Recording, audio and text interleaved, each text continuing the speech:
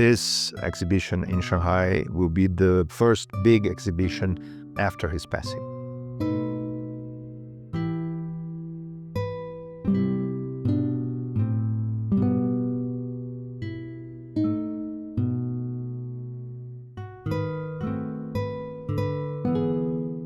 Alors c'est un sentiment étrange que de présenter cette exposition quelque temps après sa mort, parce que on la voit différemment. L'exposition prenait un tout autre sens. Ça devenait un peu un testament, le testament de Sebastião Salgado. Tá funcionando. Está funcionando, mas fizeram ao contrário. Acho que seria mais.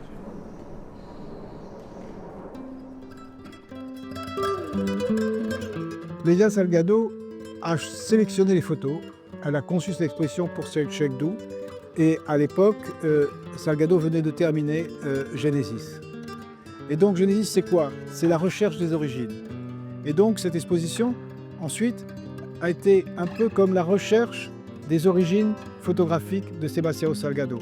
On passe donc de la recherche des origines de l'espèce humaine avec Genesis, et puis on continue sur la recherche des thématiques que Sebastião Salgado, depuis 1977 jusqu'à 2014, a présentées.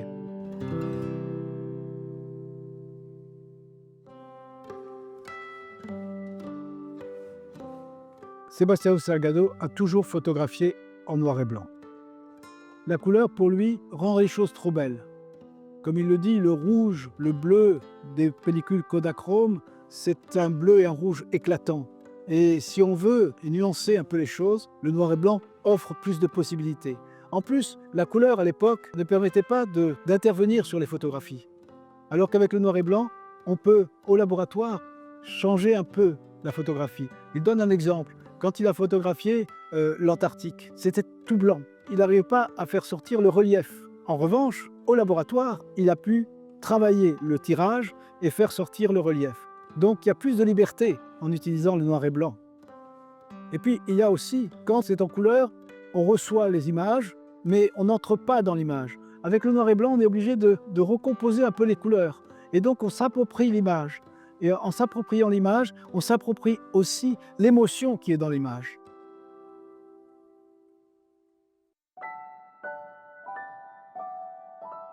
Cette photo est issue de Genesis. Genesis, c'est s'intéresser au monde, à d'autres espèces que l'espèce humaine. Il a photographié ces pingouins dans l'Antarctique. C'est une photo qui est devenue iconique parce qu'elle est pleine d'humour.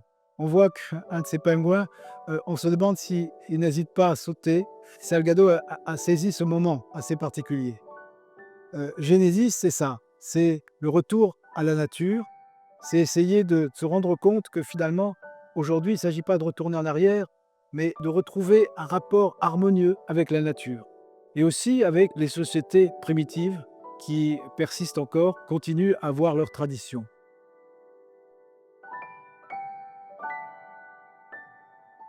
Cette image est issue d'un travail que Sebastião Salgado a réalisé pendant près de 8 ans, qu'il a intitulé « La main de l'homme ». Il a essayé de chercher, de montrer l'évolution de la société industrielle. Il a essayé de capter ce qui allait bientôt disparaître. Il a créé une archéologie visuelle de l'industrialisation. Les mines est un exemple. Ces mineurs d'Inde, aujourd'hui, sont remplacés par des machines. En ce sens, le travail qu'il a fait, c'est vraiment une archive formidable sur ce qu'a été, à un certain moment, notre monde.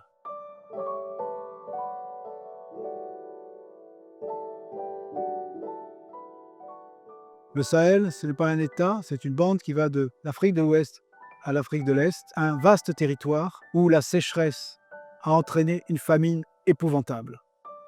Sebastião Salgado a couvert cette catastrophe humanitaire, en essayant de montrer, bien sûr, la souffrance, le drame, même l'insoutenable de cette catastrophe, mais en même temps, il l'a fait avec un immense respect, en essayant de rendre désespérés leur dignité.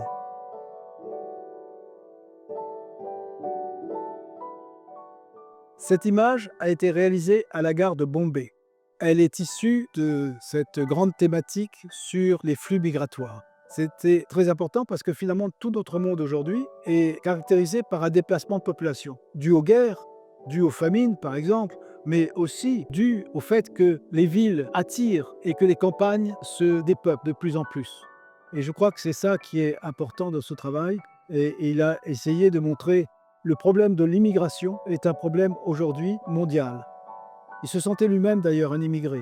C'est pour ça qu'il a pu réaliser des photos aussi empathiques. Il le dit d'ailleurs, je reste toujours un immigré. En tant qu'économiste, il a travaillé à l'Institut mondial du café. Et il a fait plusieurs voyages au Rwanda, en Tanzanie, en Chine, pour essayer de diversifier les cultures et d'introduire le café là où il y avait des cultures de thé. Cette image-là, c'est en Tanzanie. Ce que voulait montrer Salgado, c'est que le café fait aussi partie de ce qu'il a appelé la main de l'homme.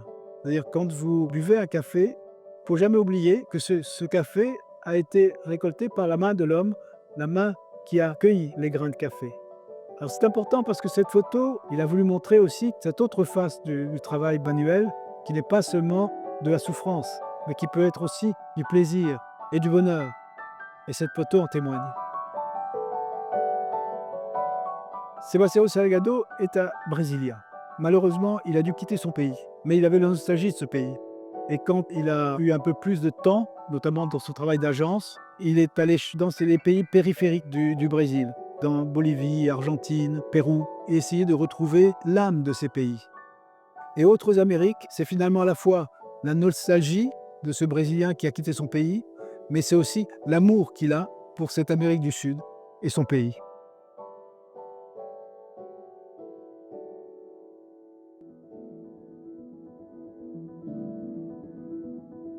His name in Brazilian, his last name, his family name, is Salgado, salty.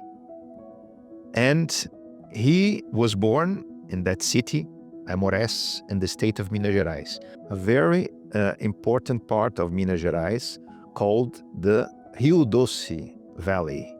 Rio Doce is the sweet river. So Salgado, salty and sweet. He was sweet most of the time, but he reminds me of a Latin proverb: suaviter in modo, fortiter in re. Soft in the mode, in the manner. You are soft in the way you act, but you are very strong in the essence, in the substance. And he was just like that.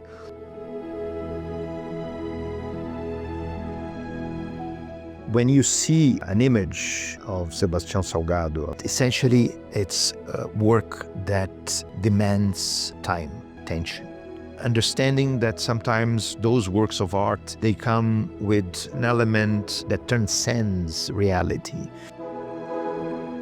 We are all sad that he won't be with us here in Shanghai again, but we are also happy that we are paying this tribute, paying this homage to this great artist, and talking about transcendence. I would say that yes, he will be with us because his work is there, and so will be with all of us. People that will see will have the chance of sharing a little bit of this genius and of his unique perspective.